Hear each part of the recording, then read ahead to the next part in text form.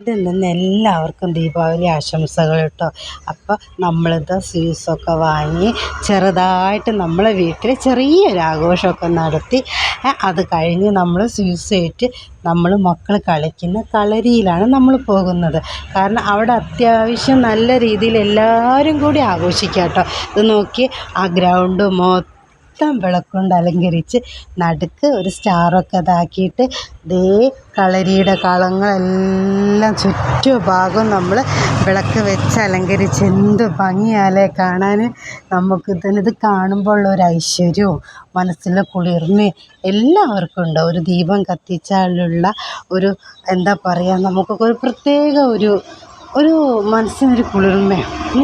അതിൻ്റെ ആ വിളക്കിൻ്റെ അടുത്ത് നമ്മൾ അല്പം നേരം കണ്ണടച്ച് നമ്മൾ സ്വയം ഉരുകുന്ന മാതിരി, നമ്മൾ സ്വയം എല്ലാം ലയിച്ച് നിൽക്കുന്ന മാതിരി ഒന്ന് അല്പം നേരം നിന്നൊക്കെ നല്ല മനസ്സമാധാനം കിട്ടും. അത് ഒരു പ്രത്യേകതയാണ്. അഗ്നി എന്നൊക്കെ പറഞ്ഞാൽ അത് ഏത് ദീപമായാലും നമ്മളൊരു നല്ല കാര്യത്തിന് ചെയ്യുന്ന ഒരു കാര്യമാണ് ഈ ദീപം കത്തിക്കുക, അല്ലേ?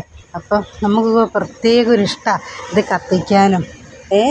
അപ്പോൾ അതുകൊണ്ട് എല്ലാവർക്കും ഒരിക്കൽ കൂടി ദീപാവലി ആശംസകൾ.